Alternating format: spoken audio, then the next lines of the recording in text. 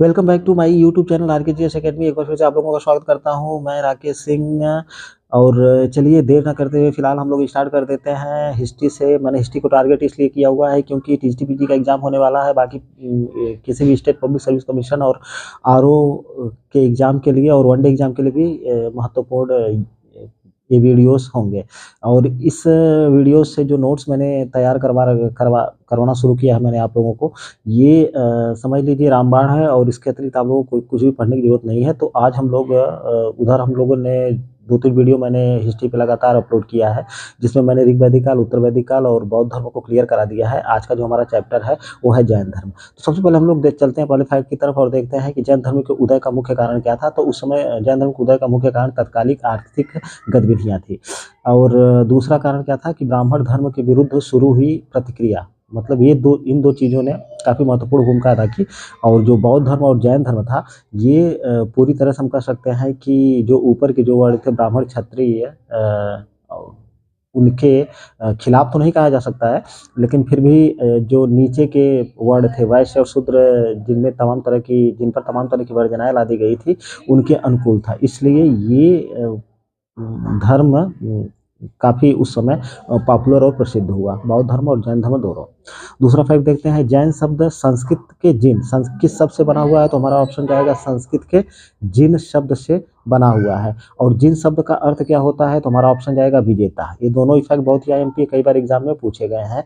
और विजेता मतलब किस चीज़ का विजेता? जितेंद्रिय, जिसने कि इंद्रियों को वश में कर लिया है, इंद्रियों पर विजय हासिल कर लिया है। अगला फैक्ट देखें, जैन संतों को क्या कहा जाता था। तो हमारा ऑप्शन जाएगा निर्ग्रंथ कहा जाता था। निर्ग्रंथ का अर्थ क्या होता है? बंधन रहित, यानी कि सभी प्रकार के बंधनों से जिसको छुटकारा मिल जाता था, उसको निर्ग्रंथ कहा जाता था। अगला फैक्ट, जैन संस्थापकों को क्या कहा जाता था? जो जैन धर्म के संस्थापक थे उनको तीर्थंकर कहा गया है। जैन पुस्तकों में आईएमपी फैक्ट सभी हैं। जैन धर्म के संस्थापक कौन थे? तो हमारा ऑप्शन जाएगा महावीर स्वामी थे। ठीक है। अगला फैक्ट, जैन धर्म को अन्य किन नामों से जाना जाता था? तो हम लोग यहाँ पे देख रहे हैं कुरचक, यापनीय, श्वेतपद और निर्ग्रंथ। जैन धर्म को इन 4 अन्य नामों से भी जाना जाता है। और ये वाले फैक्ट कई बार एग्जाम में पूछे गए हैं कि जैन धर्म को निम्न किन नामों से जाना जाता था और किन नामों से नहीं जाना जाता था। ठीक है। जैन धर्म के प्रथम तीर्थंकर कौन थे? तो हमारा ऑप्शन जाएगा ऋषभदेव, या इनका नाम आदिनाथ भी मिलता है। ठीक भैया, ये भी फैक्ट है, कई बार एग्जाम पूछा गया है। 2 तीर्थंकर कौन कौन से? ऋषभदेव या आदिनाथ जिनको कहा जाता है, और अरिष्ट नेमि, यही 2 तीर्थंकर है जिनका उल्लेख कहाँ पे हुआ है? ऋग्वेद में हुआ है। तो यहाँ से भी क्वेश्चन बनते हैं कि निम्न में से किन तीर्थंकरों का उल्लेख है ऋग्वेद में हुआ है या नहीं हुआ है? तो ऋषभदेव और अरिष्ट नेमि, इन 2 लोगों का नाम मिलता है ऋग्वेद में, बाकी किसी का नाम नहीं मिलता है। अब अगले फैक्ट की तरफ चला जाए। ऋषभदेव के बारे में उल्लेख है कि यह एक राजा थे। क्या थे? राजा थे, तथा इन्होंने क्या किया था? अपने पुत्र भरत के पक्ष में सिंहासन को त्याग करके यति बन गए थे। यति जो कि साधु या संत का पर्यायवाची है, तो सन्यासी बन गए थे। कौन? और भरत, यह भी उल्लेख मिलता है कि ये वही भरत है जिनके नाम से भारत का नाम भारतवर्ष पड़ा था। ठीक है। अगला फैक्ट देखा जाए, वायु पुराण, विष्णु पुराण और भागवत पुराण में, ये 3 पुराण हैं जिसमें ऋषभ देव का वर्णन नारायण के अवतार के रूप में हुआ है। तो यहाँ से क्वेश्चन बनते हैं कि निम्न में से किस जैन संत का नाम नारायण के रूप में मिलता है? तो हमारा ऑप्शन जाएगा ऋषभ देव का। और किन में? वायु पुराण, विष्णु पुराण और भागवत पुराण में। अगले फैक्ट में देखा जाए, जैन धर्म के कुल कितने तीर्थंकर हुए थे? कई बार एग्जाम में पूछा गया, वनडे से लेकर टेस्ट में 24 तीर्थंकर हुए थे। ठीक है। अगला, जिनमें से क्या विशेषता है कि 22 तीर्थंकरों की ऐतिहासिकता संदिग्ध है, यानी कि इनके बारे में कोई ऐतिहासिक जानकारी 22 के बारे में नहीं मिलती है। यानी कि कितने बच गए? 2 लोगों के बारे में ऐतिहासिक जानकारी हमको प्राप्त होती है। 23वें तीर्थंकर कौन थे? तो कई बार एग्जाम में पूछा है, पार्श्वनाथ थे। और 24वें तीर्थंकर कौन थे? तो महावीर स्वामी जी थे। कई बार एग्जाम में पूछा गया है।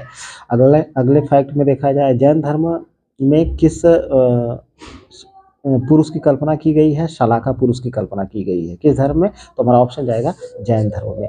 और शलाका पुरुष का मतलब क्या होता है? तो हमारा ऑप्शन है महान पुरुष। अगले फैक्ट में देखा जाए, 23वें तीर्थंकर कौन थे? हमने पीछे देख लिया है, पार्श्वनाथ काशी यानी कि वाराणसी के राजा उनका नाम क्या था? अश्वसेन के क्या थे? पुत्र थे। ठीक है। ये सभी फैक्ट VIMP एग्जाम के दृष्टि अब हम लोग देखते हैं कि पार्श्वनाथ जो थे उनकी माता का नाम क्या था, तो हमारा ऑप्शन होगा उनकी माता का नाम, पार्श्वनाथ की माता का नाम यामिनी था, पार्श्वनाथ की माता का नाम। और एक कौश स्थल के राजा, कहाँ के राजा, कौश स्थल के राजा नरवर्मन की क्या थी, पुत्री थी। आईएमपी फैक्ट है तीनों ही। अगले में ईसा पूर्व 8वीं शताब्दी में इनका जन्म हुआ था। कब इनका जन्म हुआ था पार्श्वनाथ जी का, तो ईसा पूर्व 8वीं शताब्दी में हुआ था। पार्श्वनाथ कितने वर्ष की आयु में, 30 वर्ष की आयु में। हम लोग देखते हैं कि गौतम बुद्ध जो है 29 वर्ष की आयु में गृह त्याग करते हैं और पार्श्वनाथ 30 वर्ष की आयु में गृह त्याग करते हैं और सन्यासी बन जाते हैं। और तपस्या के 83 मतलब 83वें दिन उन घोर तपस्या के बाद इनको किस पर्वत पर, शमवेद पर्वत पर, और कितने दिन, 83 दिन के बाद इनको क्या प्राप्त हुआ था, ज्ञान प्राप्त हुआ था। ठीक है, यानी गौतम बुद्ध को बोधि प्राप्त हुआ था। अगला फैक्ट, पार्श्वनाथ को पुरुषादनियम भी कहा गया है। कई बार एग्जाम में पूछा गया क्वेश्चन है कि पुरुषादनियम किसकी उपाधि थी या किसको कहा गया था, तो हमारा ऑप्शन है पार्श्वनाथ को कहा गया था। पार्श्वनाथ के अनुयायियों को क्या कहा जाता था, तो हमारा ऑप्शन है निर्ग्रंथ कहा जाता था। पार्श्वनाथ के समय में निर्ग्रंथ संप्रदाय कितने भागों में बांटा गया था, 4 गणों में बटा हुआ था। ठीक है, और अगले फैक्ट की तरफ देखा जाए, पार्श्वनाथ ने ही स्त्रियों को संघ में प्रवेश करने की अनुमति दे दी थी। हम लोग देखते हैं कि बौद्ध धर्म में आनंद के कहने पर गौतम बुद्ध ने स्त्रियों को संघ में प्रवेश करने की अनुमति दी थी, और यहाँ पे पार्श्वनाथ ने स्वयं जो है स्त्रियों को अपने धर्म में प्रवेश करने की अनुमति दी थी। जैन ग्रंथ में स्त्री संघ की एक अध्यक्ष थी जिनका नाम हमको मिलता है। जिनका नाम क्या था, पुष्पचूला। ये भी एग्जाम के दृष्टिकोण से आईएमपी है, पूछा गया क्वेश्चन है कि जैन संघ की निम्न से कौन स्त्री अध्यक्ष थी, तो हमारा ऑप्शन होगा पुष्पचूला। पार्श्वनाथ ने अपने शिष्यों को चातुर्याम की शिक्षा किसने दी थी, तो हमारा ऑप्शन जाएगा पार्श्वनाथ ने दी थी। और ये चातुर्याम कौन कौन से, पहला है सत्य, मतलब सदा सत्य बोलना, दूसरा अस्तेय है, चोरी न करना, तीसरा अहिंसा है, प्राणियों की हिंसा न करना, और चौथा अपरिग्रह है, संपत्ति न रखना। ये चातुर्याम है। ठीक है, तो चातुर्याम में कौन सा शामिल है और कौन सा नहीं शामिल है, एग्जाम में पूछा जाता है। और किसने चातुर्याम का पालन करने का उपदेश दिया था, तो हमारा ऑप्शन है पार्श्वनाथ ने दिया था। ठीक है, अब आते हैं हम लोग महावीर स्वामी की तरफ, जहाँ से खूब क्वेश्चन उठते हैं। 24वें तीर्थंकर, इनका जन्म कब हुआ था, 599 ईसा पूर्व या 540 ईसा पूर्व। कहाँ पे हुआ था, वैशाली के कुंडग्राम में हुआ था। कहाँ पे, वैशाली के कुंडग्राम में। इनके पिता का नाम क्या था, तो हमारा ऑप्शन है सिद्धार्थ था। और किन क्षत्रियों के मुखिया थे, तो ज्ञात्रिक संघ के क्षत्रियों के क्या थे, मुखिया थे। IMP question. अगला देखा जाए, महावीर स्वामी की माता का क्या नाम था, तो हमारा ऑप्शन जाएगा महावीर स्वामी का नाम त्रिशला था, माता का नाम त्रिशला था।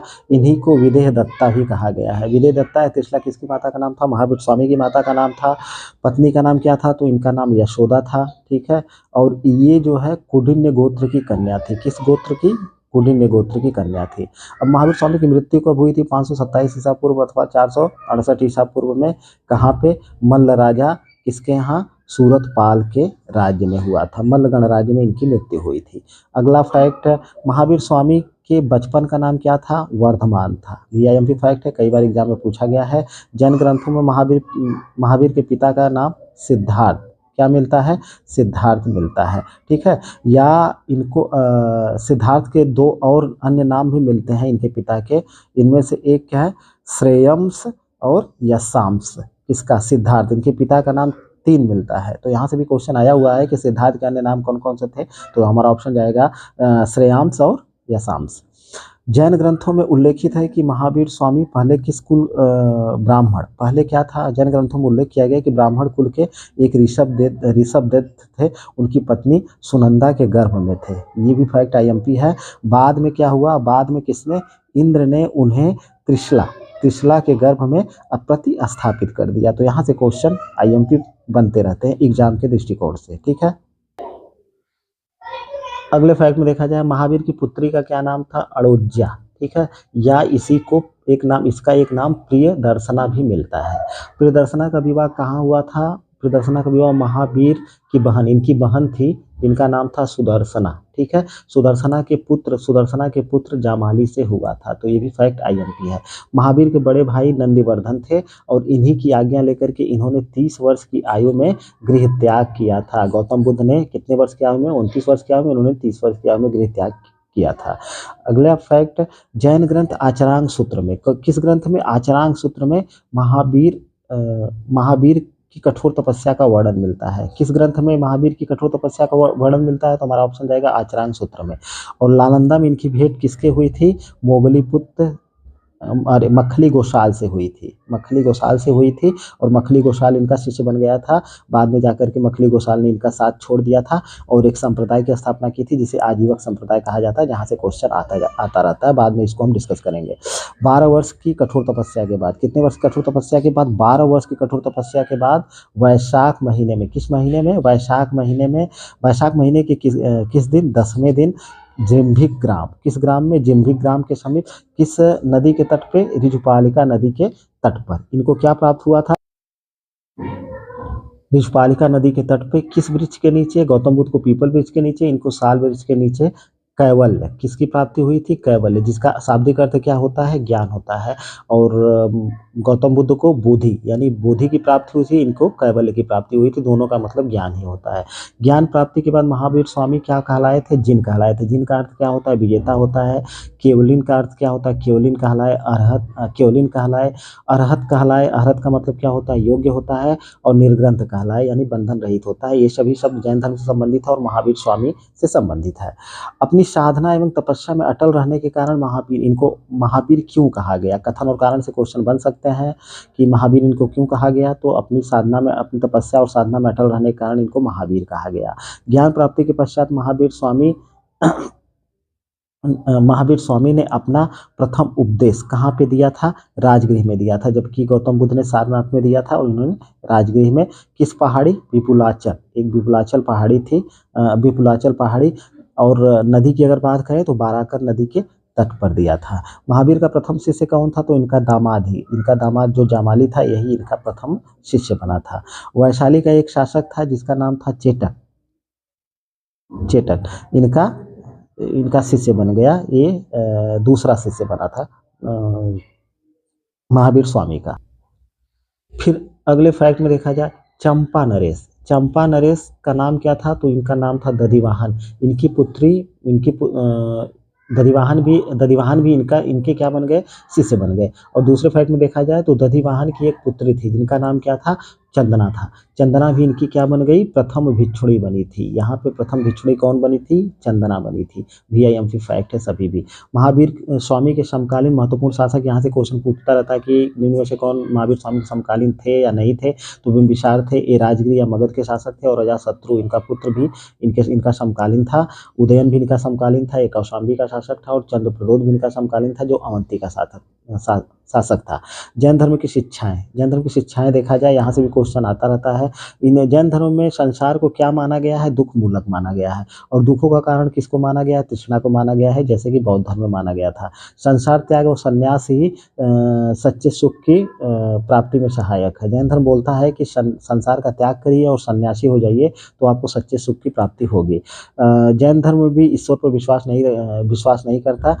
बौद्ध धर्म भी ईश्वर में विश्वास नहीं करता है। दोनों में ही एक ये समानता है। ये कहता है कि सृष्टिकर्ता ईश्वर नहीं है, लेकिन संसार क्या है? संसार वास्तविक है। जैन धर्म बोलता है कि संसार क्या है? वास्तविक है। अगला फैक्ट देखा जाए, सभी प्राणी अपने अपने कर्मों के अनुसार कर्म फल भोगते हैं। जैन धर्म कहता है कि सभी प्राणी किसके अनुसार कर्म फल भोगते हैं? तो कर्मों के अनुसार। कर्म फल ही जन्म और मृत्यु का क्या है? कारण है। कर्म फल से छुटकारा पाकर व्यक्ति कहाँ, किसकी ओर अग्रसर होता है? कर्म फल से छुटकारा प्राप्त कर, तो हमारा ऑप्शन जाएगा निर्वाण की ओर अग्रसर होता है। कर्म फल से छुटकारा पाने के लिए त्रिरत्न का अनुशीलन आवश्यक है। तो यहाँ से क्वेश्चन पूछा जाता है कि कर्म फल से छुटकारा पाने के लिए किसका विधान है जैन धर्म में? तो हमारा ऑप्शन है त्रिरत्न का विधान है या उनका अनुशीलन आवश्यक है। और जैन धर्म के त्रिरत्न कौन कौन से हैं? तो सम्यक दर्शन है। सम्यक दर्शन का मतलब यह होता है कि सत्य में विश्वास रखना। दूसरा सम्यक ज्ञान है, यानी शंका विहीन या वास्तविक ज्ञान को सम्यक ज्ञान कहा गया है। सम्यक आचरण तीसरा है, यानी कि सुख दुख में समान आचरण सम्यक आचरण है। तो ये जैन धर्म के क्या है? त्रिरत्न है। त्रिरत्नों में आचरण पर, त्रिरत्नों में किस पर सर्वाधिक बल दिया गया है? तो हमारा ऑप्शन जाएगा आचरण पर सर्वाधिक बल दिया गया है। पंच महाव्रत, पंच महाव्रत का किसमें विधान है? तो हमारा ऑप्शन है कि जैन धर्म में है। कौन कौन से पंच महाव्रत हैं? तो पहला है अहिंसा, यानी सर्वाधिक बल। अब यहाँ से क्वेश्चन भी आता है सर्वाधिक बल जैन धर्म में किसमें दिया गया है? तो हमारा ऑप्शन होगा अहिंसा पर दिया गया है।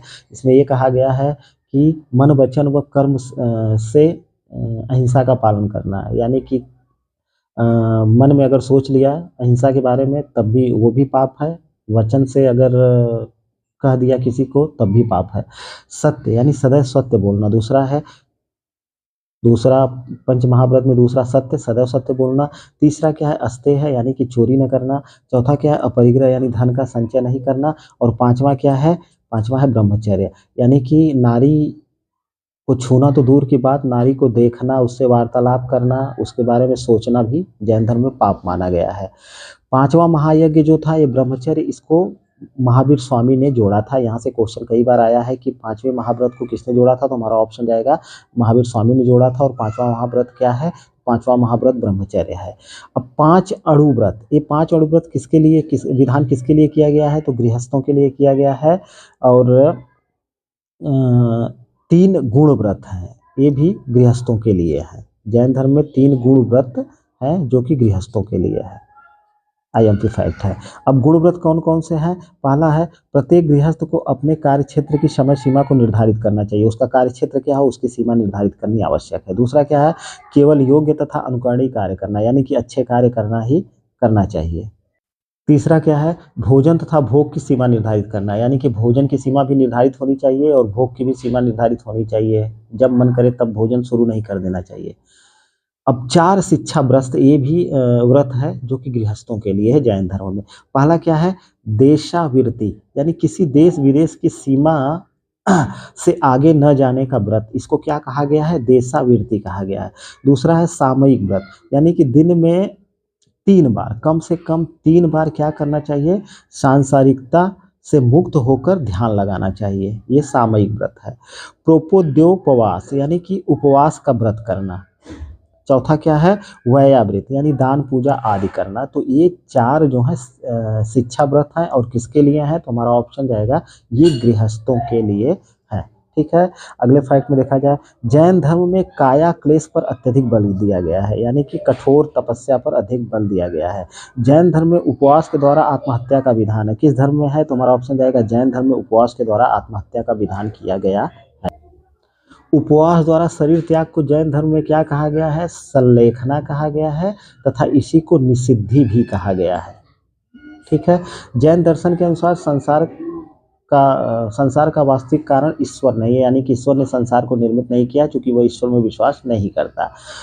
जैन धर्म में संसार कहा गया है कि संसार अनेक चक्रों में बटा हुआ है और प्रत्येक चक्र की कितनी अवधियां हैं, तो हमारा ऑप्शन जाएगा 2 अवधियां हैं। पहली अवधि कौन सी है, उत्सर्पिणी यानी विकास की अवधि, ठीक। और दूसरी अवधि क्या है, अवसर्पिणी यानी कि विनाश की अवधि। जैन दर्शन के अनुसार प्रत्येक चक्र में कितने तीर्थंकर हुए हैं, तो हमारा ऑप्शन है 24 तीर्थंकर हुए हैं। और कितने सलाका पुरुष हुए हैं, तो हमारा ऑप्शन जाएगा 63 सलाका पुरुष हुए हैं या निवास करते हैं। जैन दर्शन के अनुसार संसार जीव अजीव से मिलकर बना है, किससे बना है संसार, तो हमारा ऑप्शन है जीव और अजीव से मिलकर के बना हुआ है। अब जैन दर्शन में कहा गया है कि जीव क्या है, चेतन है, और अजीव क्या है, ये अचेतन या जड़ है। जैन दर्शन में अजीव का विभाजन कितने भागों में किया गया है, तो हमारा ऑप्शन जाएगा 5 भागों में किया गया। ये 5 भाग कौन कौन से हैं, पहला है पुद्गल, पहला क्या है पुद्गल है, दूसरा काल है, तीसरा आकाश है, चौथा धर्म है और पांचवा अधर्म है। यहाँ से क्वेश्चन पूछा जाता रहा है कि अजीव के 5 भाग में से कौन से हैं और कौन से नहीं हैं। जैन दर्शन के अनुसार प्रत्येक जीव में 2 तत्व सदैव विद्यमान होते हैं। प्रत्येक जीव में 2 तत्व कौन कौन से विद्यमान रहते हैं। जैन दर्शन में कर्म कर्म का जीव की ओर कर्म का जीव की ओर आकर्षित होने को आश्रव कहा गया है। कर्म का जीव की ओर आकर्षित होना क्या कहा गया है, तो आश्रव कहा गया है। कर्म और जीव का मिलन क्या कहा गया है जैन धर्म में, तो हमारा ऑप्शन जाएगा बंधन कहा गया है। त्रिरत्नों का अनुसरण करने से क्या होता है, कर्म का जीव की ओर बहाव रुक जाता है। त्रिरत्न का अनुसरण करेंगे तो कर्म का जीव की ओर बहाव रुक जाएगा, और इसे जैन धर्म में क्या कहा गया, तो हमारा ऑप्शन है सादर कहा गया है। जैन दर्शन में पूर्व कर्मों की समाप्ति होने को क्या कहा गया है, तो हमारा ऑप्शन जाएगा निर्जरा कहा गया, पूर्व कर्मों की समाप्ति को। जैन दर्शन के अनुसार मोक्ष प्राप्ति के बाद जीव आवागमन से छुटकारा पा लेता है। आवागमन, इस सांसारिक आवागमन से छुटकारा कब प्राप्त होता है, तो हमारा ऑप्शन है मोक्ष प्राप्ति के बाद। जैन दर्शन संबंधित कुछ और आईएमपी फैक्ट को देखा जाए, जैन धर्म में इंद्रिय जनित ज्ञान को क्या कहा गया है, तो हमारा ऑप्शन जाएगा मति कहा गया है।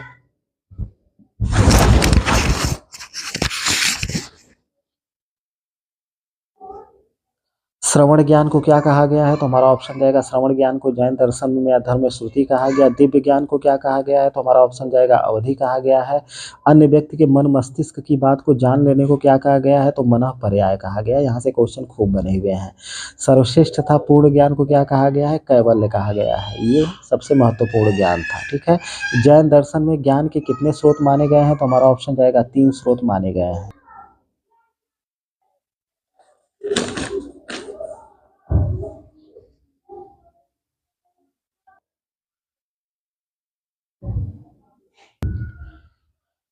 जैन सत्तों ने परम तत्व की व्याख्या के लिए सप्तभंग न्याय का सिद्धांत दिया था। सप्तभंग न्याय के कितने क्रमिक चरण है? तो 7 क्रमिक चरण है, इसीलिए इसको सप्तभंगी सिद्धांत भी किसको कहा जाता है? सप्तभंग भंगी न्याय को। सप्तभंगी सिद्धांत को ही स्यादवाद कहा गया है। कई बार एग्जाम में पूछा गया क्वेश्चन है, स्यादवाद किससे संबंधित है? जैन धर्म से संबंधित है। महावीर स्वामी के ज्ञान प्राप्ति के किस वर्ष में, 11वें वर्ष में इनका जामाली से किससे मतभेद हो गया था? तो हमारा ऑप्शन जाएगा जामाली से मतभेद हो गया था। महावीर स्वामी और जामाली के बीच मतभेद का कारण क्या था? तो चलिए अगले फैक्ट की तरफ चला जाए। जैन ग्रंथ कल्पसूत्र आवश्यक निर्मुक्ति आवश्यक चूड़ी में मिलता है उन गणधरों के बारे में। यानी 11 गणधरों में इंद्रभूति व सुधर्मन ही जीवित थे। महावीर की मृत्यु के बाद बाकी 9 की मृत्यु हो चुकी थी। तो यहाँ से क्वेश्चन बार बार एग्जाम में आया हुआ है। महावीर स्वामी के पश्चात सुधर्मन क्या बना था? प्रथम अध्यक्ष बना था जैन संघ का। VIMP फैक्ट है। और सुधर्मन के बाद अगले 44 वर्षों तक कौन जैन संघ का अध्यक्ष था? तो जम्बू था।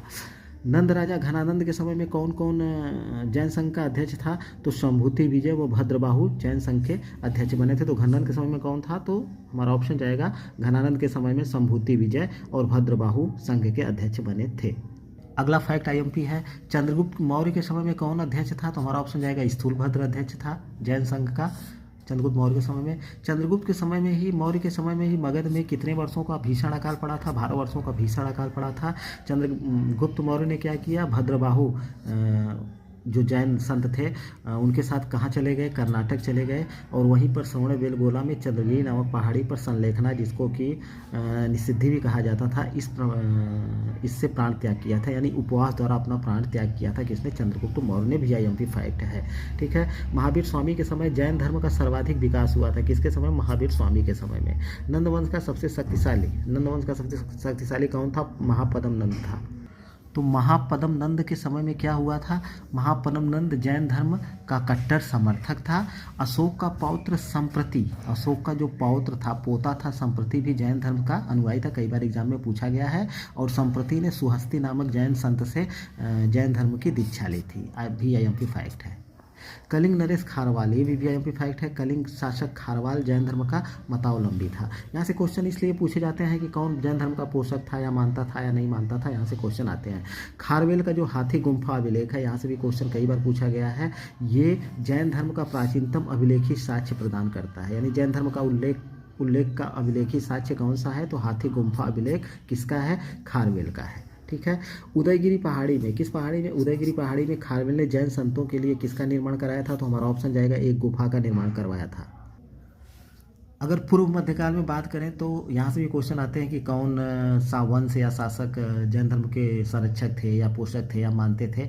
तो इसलिए यहाँ से जानना जरूरी है। जो राष्ट्रकूट थे, जो गंग थे, जो चालुक्य थे, कहाँ के चालुक्य? गुजरात के चालुक्य। चालुक्यों की 2 शाखाएं थी। और जो चंदेल थे, ये सब क्या थे? इन जैन धर्म को मानने वाले थे। इन लोगों ने जैन धर्म को राजकीय संरक्षण प्रदान किया था, इन शासकों ने। राजपूत शासक इंद्र चतुर्थ, ये भी VIMP है। ने संलेखना विधि से, जैसे चंद्रगुप्त मौर्य ने उपवास द्वारा अपने शरीर का त्याग किया था, उसी प्रकार से राजपूत शासक इंद्र चतुर्थ ने भी अपने शरीर का त्याग किया था। राजपूत शासक अमोघ वर्ष जैन धर्म का कट्टर अनुयायी था या जैन धर्म का पोषक था। और जैन धर्म के किस सिद्धांत को मानता था? तो हमारा ऑप्शन जाएगा स्यादवाद सिद्धांत का अनुयायी था। अमोघ वर्ष के शासन काल में 2 जैन संत थे, जिनका नाम था गुणभद्र और जिनसे। ठीक है, VIMP फैक्ट है। गंग शासक राजमल चतुर्थ, गंग शासक राजमल चतुर्थ का मंत्री और सेनापति। VIMP फैक्ट है। चामुंडराय ने 974 ईस्वी में श्रवणबेलगोला यानी कि कर्नाटक श्रवणबेलगोला में एक जिन प्रतिमा, क्या नाम था इसका? गोमतेश्वर का निर्माण करवाया था। यहाँ से क्वेश्चन खूब बने हुए हैं एग्जाम में। चालुक्य शासक जयसिंह सिद्धराज, चालुक्य शासक जयसिंह सिद्धराज और कुमारपाल के दरबारी कवि कौन थे? तो हेमचंद्र थे, जो बौद्ध संत थे। और हेमचंद्र ने जैन धर्म के प्रचार प्रसार में क्या किया था? बहुत ही महत्वपूर्ण भूमिका अदा की थी। हेमचंद्र ने एक पुस्तक की रचना की थी जिसका नाम क्या था? परिशिष्ट बर्मन। ये जैन धर्म संबंधित पुस्तक है, कई बार एग्जाम में पूछा गया क्वेश्चन है। चंदेल शासक धंग से भी IMP फैक्ट बनता है।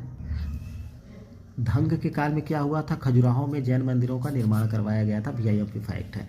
सोलंकी शासक भीमदेव का एक मंत्री था जिसका नाम क्या था? बिमल शाह था। इन्हें इसने क्या किया था? दिलवाड़ा में क्या किया था? प्रसिद्ध जैन मंदिर का निर्माण करवाया था, कई बार एग्जाम में क्वेश्चन पूछा गया है। चंद्रगुप्त मौर्य के समय में जैन धर्म कितने भागों में बंट गया था? 2 भागों में बंट गया था। भद्रबाहु के नेतृत्व में जो जैन साधु दक्षिण भारत चले गए थे उनको क्या कहा गया था? दिगंबर कहा गया था, क्योंकि ये लोग नग्न रहते थे। और स्थूलभद्र के नेतृत्व में जो जैन उत्तर भारत में रह गए थे उन्हें श्वेतांबर कहा गया है। तो ये भी IMP फैक्ट है। कब बटा और किसके नेतृत्व में किसको क्या कहा गया? यहाँ से क्वेश्चन खूब बने हुए हैं एग्जाम में। जो श्वेतांबर थे वे श्वेत वस्त्र धारण करते थे, इसलिए इनको श्वेतांबर कहलाया था। श्वेतांबर जैनियों को क्या कहा जाता था? श्वेतांबर जैनियों को यति, आचार्य और साधु कहा जाता था, IMP फैक्ट है। श्वेतांबरों को, जैन संतों को यति, आचार्य और साधु कहा जाता था। और दिगंबर जैनियों को क्या कहा जाता था? इनको झुल्लक, एल्लक, निर्ग्रंथ कहा जाता था, IMP फैक्ट है। सभी हमको याद करके रखने हैं एग्जाम के दृष्टिकोण से। श्वेतांबर मत के अनुसार क्या था कि 19वें तीर्थंकर जो मल्लीनाथ थे वो स्त्री थे। यहाँ से भी क्वेश्चन आया हुआ, निम्न में कौन सा तीर्थंकर स्त्री थे? तो हमारा ऑप्शन जाएगा मल्लीनाथ। बाद में श्वेतांबर और दिगंबर भी अनेक उप संप्रदायों में विभाजित हो गए थे। बाद में हम देखते हैं कि श्वेतांबर और दिगंबर भी, जैसे बौद्ध धर्म में खूब विभाजन हुआ था वैसे ही यहाँ पर भी विभाजन देखने को मिलता है। श्वेतांबर के 2 उप संप्रदाय थे, कौन कौन से? पहला पुजारी अथवा डेरावासी। ये पुजारी डेरावासी किनको कहा जाता था? जो मंदिर मार्गी थे, यानी मंदिर में पूजा अर्चना करते थे, उनको पुजारी अथवा डेरावासी कहा जाता था। ढूंढिया अथवा स्थानकवासी, ये मूर्ति पूजक नहीं थे, यानी कि मूर्ति पूजा नहीं करते थे, केवल जैन धर्म के सिद्धांतों का पालन करते थे, IMP फैक्ट है ये संप्रदाय।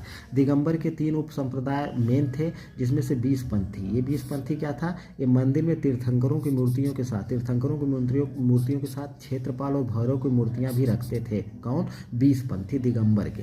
13 पंथी क्या थे? ये केवल जैन मूर्तियों की पूजा करते थे। 13 पंथी जो थे केवल जैन मूर्तियों की पूजा करते थे। शमया पंथी या तारण पंथी कौन थे? तो यहाँ से देखिए क्वेश्चन आता रहता है कि 13 पंथी किससे संबंधित है? जैन धर्म से। और जैन धर्म के किस संप्रदाय से? तो दिगंबर से संबंधित है। और इसमें क्या क्या जो फैक्ट है सभी चीज़ें मैं यहाँ पे क्लियर करता चल रहा हूँ।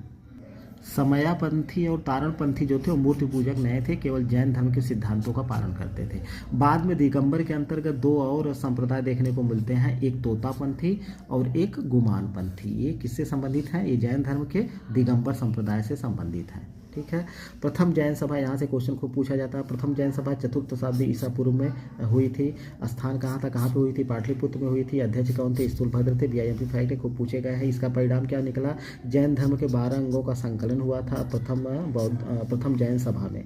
भद्रबाहु के अनुयायियों ने भाग नहीं लिया था। यहाँ से क्वेश्चन पूछा गया है कि भद्रबाहु ने और भद्रबाहु के अनुयायियों ने भाग नहीं लिया था। और जैन धर्म का क्या हो गया था? तो विभाजन हो गया था। जैन धर्म का विभाजन होकर के किन भागों में बटा था? श्वेतांबर और दिगंबर में गया था प्रथम जैन सभा में। ठीक है। गिरनार श्वेतांबर संप्रदाय का प्रमुख केंद्र था। यहाँ से भी क्वेश्चन पूछा गया है। द्वितीय जैन सभा स्थान कहाँ हुई थी? वल्लभी में हुई थी। समय कब हुआ था? समय कब? 513 या 526 ईसा पूर्व।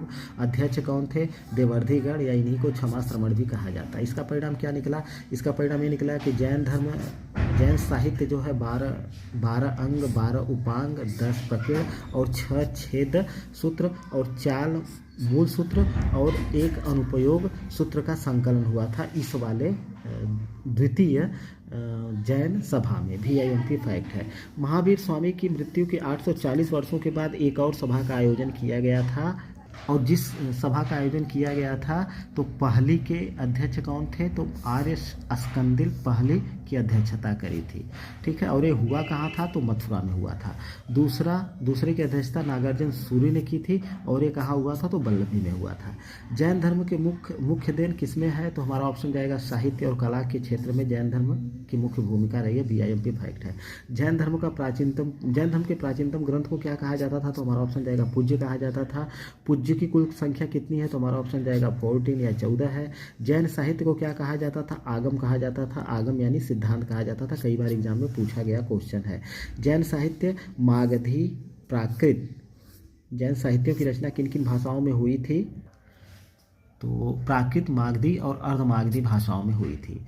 अब 12 अंग हम देखते हैं जैन धर्म के।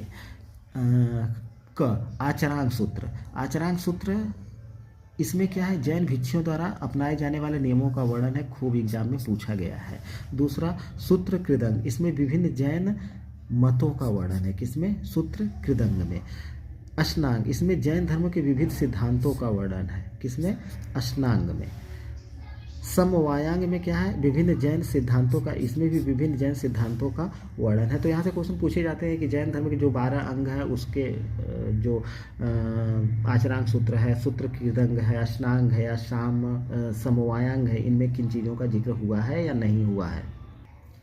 अगला भगवती सूत्र, बहुत VIMP यहाँ से खूब क्वेश्चन पूछा गया है। इसमें महावीर स्वामी और अन्य जैन संतों के जीवन गाथाओं का वर्णन किया गया है, VIMP फैक्ट है। ज्ञान धर्म कथा, अगला ज्ञान धर्म कथा, इसमें क्या है, इसमें कथाओं, पहेलियों और आख्याओं के माध्यम से जैन धर्म की शिक्षाओं का वर्णन है, किसमें, ज्ञान धर्म कथा में। उवासक दशाओं, बहुत VIMP यहाँ से क्वेश्चन पूछा गया है। इसमें 10 जैन व्यापारियों का वर्णन है जिनको क्या मिला था, मोक्ष की प्राप्ति हुई थी उवासक दशाओं में। अंतकृदशा, उन जैन भिक्षुओं का वर्णन है जिन्होंने तपस्या द्वारा प्राण त्याग किया था, किसमें वर्णन है, अंतकृदशा में। उन जैन भिक्षुओं का वर्णन है जिन्होंने तपस्या के द्वारा यानी संलेखना पद्धति द्वारा अपने प्राणों का त्याग किया था और मोक्ष को प्राप्त हुए थे। अनुत्तरोपातिक दशा, इसमें क्या है, मोक्ष प्राप्त करने वाले जैन संतों का वर्णन है, किसमें, अनुत्तरोपातिक में। प्रश्न व्याकरण, इसमें क्या है, प्रश्नोत्तर के रूप में जैन धर्म की 10 शिक्षाओं और 10 निबंधों का उल्लेख है प्रश्न व्याकरण में। VIMP फैक्ट ये भी है। प्रश्नोत्तर व्याकरण क्या है, प्रश्नोत्तर रूप में जैन धर्म की 10 शिक्षाओं, वही चीज़ 2 बार हो गई है। विकाक सूत्रम, जीवन के अच्छे और बुरे कर्मों से मिलने वाले फलों का वर्णन है, किसमें, विकाक सूत्रम में VIMP फैक्ट है। जैन धर्म का जो 12वां है दृष्टिवाद, ये पूर्णतः उपलब्ध नहीं है। अब 12 उपांग क्या है, जो 12 उपांग उसमें किसका जिक्र हुआ है, तो ब्रह्मांड का, प्राणी का, खगोल विद्या का, काल विभाजन का, मरणोत्तर जीवन आदि का उल्लेख हुआ है उपांगों में। प्रकीर्ण जो है, 10 प्रकीर्ण जो हैं ये जैन धर्म से संबंधित हैं।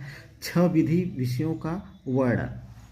छेद सूत्र में क्या है, जैन भिक्षु व भिक्षुणियों के लिए नियमों का वर्णन इसमें किया गया है, VIMP फैक्ट है ये वाला। 4 मूल सूत्र, इसमें किस चीज़ का वर्णन है, इसमें जैन धर्म के उपदेश हैं, भिक्षुओं के कर्तव्य हैं, विहार के जीवन आदि का वर्णन 4 मूल सूत्र में किया गया है। अनुयोग सूत्र में क्या है, इसमें भिक्षुओं के लिए आचरणीय बातें लिखी गई है कि भिक्षुओं को किन बातों का अपने आचरण करना चाहिए, अपनाना चाहिए। अन्य जैन ग्रंथों में एक है नाया धम्म कथा, महावीर स्वामी की इसमें शिक्षाएं हैं। यहाँ से क्वेश्चन पूछा गया है कि महावीर शिक्षाओं का वर्णन किस धर्म ग्रंथ में है, तो नाया धम्म कहा में है। कल्पसूत्र, ये VIMP फैक्ट है। ये किसके द्वारा रचित है, भद्रबाहु द्वारा रचित है। परिशिष्ट वर्मन, ये प्राकृत या अपभ्रंश भाषा में हेमचंद्र द्वारा रचित है। तत्वार्धाधिगम, ये उमा स्वामी द्वारा ये संस्कृत भाषा में लिखी गई। तो कौन सी पुस्तक किसके द्वारा लिखी गई है, किस भाषा में लिखी गई है और किस धर्म से संबंधित है, यहाँ से क्वेश्चन खूब पूछे गए हैं। न्यायावतार, ये भी खूब पूछा गया है, सिद्धसेन दिवाकर की रचना है और जैन धर्म से संबंधित है और ये संस्कृत भाषा में लिखी गई है। द्रव्य संग्रह, ये मल्ली सेन जिनको स्त्री माना गया है, इनके द्वारा रचित है और किस भाषा में है, तो संस्कृत भाषा में है।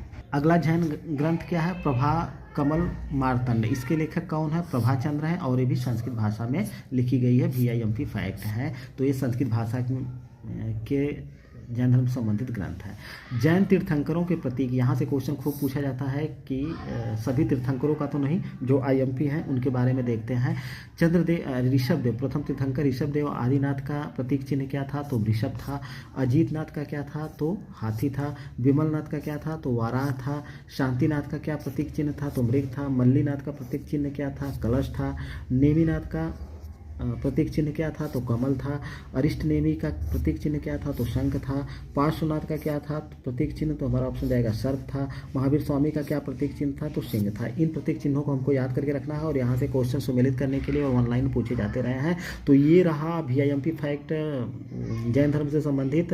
प्रीलिम्स एग्जाम और मेंस दोनों में काम करेंगे। फिलहाल वीडियो देखने के लिए धन्यवाद। प्लीज़ एक बार फिर से आप लोगों को रिक्वेस्ट करता हूँ कि वीडियो को लाइक, शेयर और चैनल को सब्सक्राइब करना एकदम से मत भूलिए। मिलते हैं नेक्स्ट वीडियो में, और उस वीडियो में फिर मैं RO, TGT, PGT, IAS, PCS को टारगेट करते हुए इम्पॉर्टेंट वीडियो उपलब्ध कराऊंगा।